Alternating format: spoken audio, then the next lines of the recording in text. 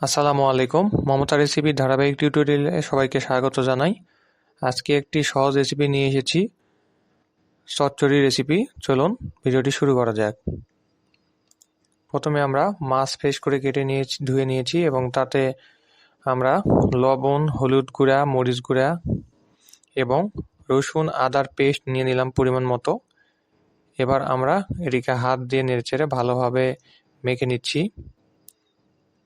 তো আমরা মাছটি তেলে দিয়ে হালকা করে সেদ্ধ করে নেব। আপনারা চাইলে ভাজা মাছও ইউজ করতে পারেন বা টাটকাও ইউজ করতে পারেন, আপনাদের ইচ্ছা। তো আমাদের মাছটি মাখা শেষ। এবার আমরা চুলায় একটি কড়াই বসালাম এবং কড়াইয়ে রান্নার তেল দিয়ে দিচ্ছি। আমরা সাধারণত সরিষার তেলে রান্না করছি এবং তেল একটু গরম হলে চুলার আঁচ অবশ্যই মিডিয়ামে রাখবেন। তারপর আমরা পেঁয়াজ কুচিগুলো দিয়ে দিলাম। আপনারা আপনাদের মাছের পরিমাণ বুঝে, পিস বুঝে সেভাবে মশলা ব্যবহার করবেন। তো আমরা পেঁয়াজগুলোকে হালকাভাবে ভেজে নিচ্ছি।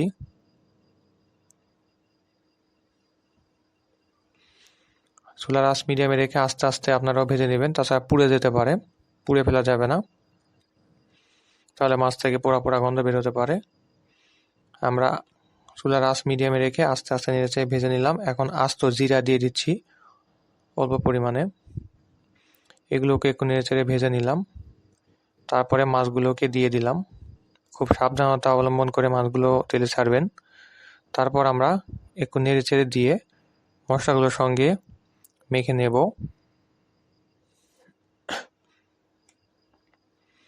দেখতে পাচ্ছেন আমরা একটু আস্তে আস্তে মাছগুলোকে উল্টে দিলাম। এখন অল্প একটু পানি দিয়ে দিলাম মাছগুলোকে সহজে সেদ্ধ করার জন্য। এখন 5 মিনিটের জন্য রেখে দিলাম। 5 মিনিট পরে দেখতে পাচ্ছেন মাছগুলো মোটামুটি হয়ে গেছে। এখন আমরা মাছগুলোকে সাইডে রেখে দেব এবং সবজিগুলো রান্না করব। তারপর আরেকটি কড়াই বসালাম এবং কড়াইয়ে রান্নার তেল দিয়ে দিলাম। এখন চুলার আঁচ মিডিয়ামে রেখে তেলগুলো একটু গরম করলাম। তেলগুলো গরম হয়ে গেলে আমাদের কেটে রাখা পেঁয়াজ কুচিগুলো দিয়ে দিলাম। এবার একটু নেড়েচেড়ে দিব এবং ব্রাউন কালার করে পেঁয়াজগুলোকে ভেজে নিব।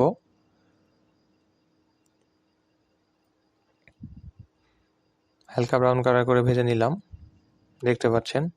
তারপর জিরা দিয়ে দিলাম, আস্ত জিরা। আর একটু নেড়েচেড়ে ভেজে নিচ্ছি। তারপর অল্প একটু পানি দিয়ে দিলাম।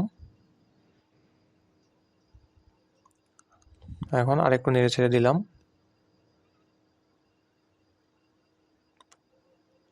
পানি খুব আস্তে আস্তে দিবেন যেন গায়ে ছিটকে না আসে। তারপর আমরা লবণ দিয়ে দিচ্ছি পরিমাণ মতো, আইডিয়া করে। সমস্যা নেই, আপনারাও আইডিয়া করে দিয়ে দিবেন, প্রয়োজন হলে পরে আবারও দিতে পারবেন। তারপর আমরা দিয়ে দিচ্ছি হলুদ গুঁড়া, পরিমাণ বুঝে ব্যবহার করবেন। তারপর আমরা দিয়ে দিচ্ছি মরিচের গুঁড়া, মরিচের ঝাল বুঝে ব্যবহার করবেন।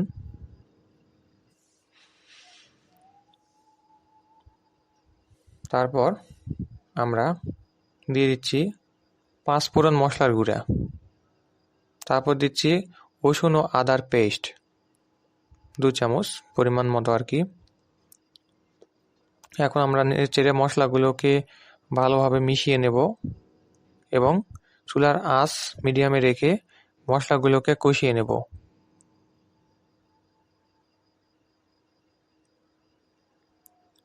দেখতে পাচ্ছেন মশলা কষানো প্রায় শেষ। এখন আমরা আমাদের কেটে ধুয়ে নেওয়া সাইডে রাখা সবজিগুলোকে আস্তে আস্তে এখানে ঢেলে দেব।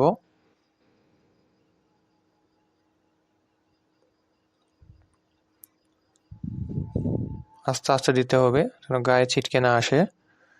তো আমরা আমাদের সবজিগুলো আস্তে আস্তে দিয়ে দিচ্ছি এবং আজকে খুব একটা বেশি আইটেম দিব না, সহজভাবেই রান্নাটি করব। তো আমরা যে রেসিপিগুলো আপনাদের সঙ্গে শেয়ার করি এগুলো সাধারণত বাড়িতে থাকা সহজ সবজিগুলো দিয়ে রান্নার রেসিপি। তো আপনাদের সাড়া পেলে আস্তে আস্তে আমি আরেকটু উন্নতর দিকে যাওয়ার চেষ্টা করব। তো এখন আস্তে আস্তে নেড়েচেড়ে আমরা মশলাগুলোর সঙ্গে সবজিগুলো ভালো করে মেখে নেব। ভিডিওগুলো ভালো লাগলে লাইক কমেন্ট শেয়ার করবেন এবং অন্যদেরকে দেখার সুযোগ করে দেবেন।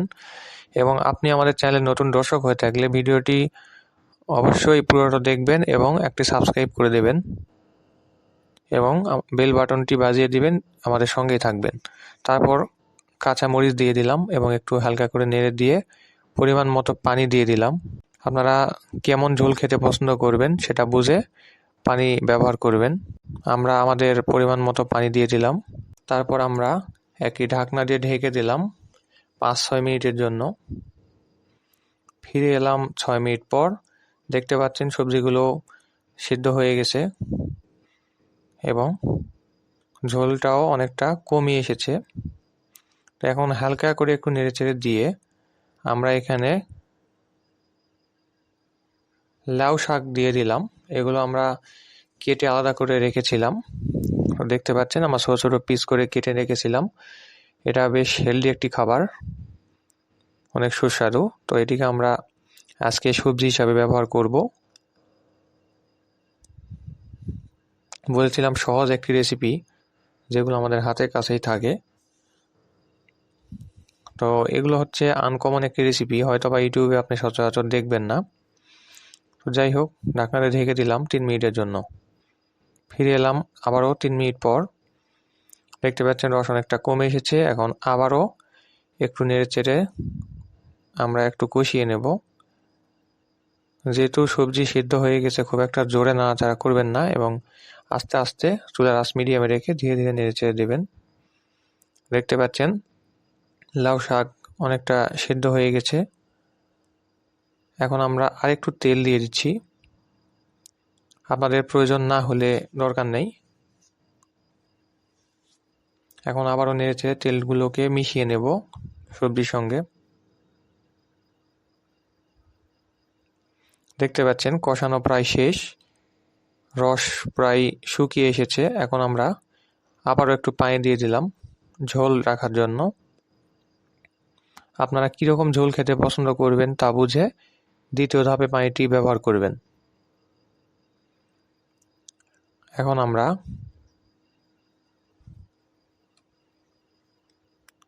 মাছগুলো দিয়ে দিচ্ছি। আপনারা চাইলে ভাজা মাছ ব্যবহার করতে পারেন। তো আমরা তেলে দিয়ে হালকা করে সিদ্ধ করে নিয়ে ব্যবহার করছি টাটকা মাছ, সেহেতু ভেজে নেওয়ার প্রয়োজন মনে করছি না।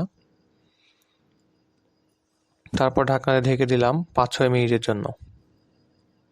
ফিরে এলাম 5 মিনিট পর। দেখতে পাচ্ছেন তরকারি রান্নাটি প্রায় শেষ প্রান্তে।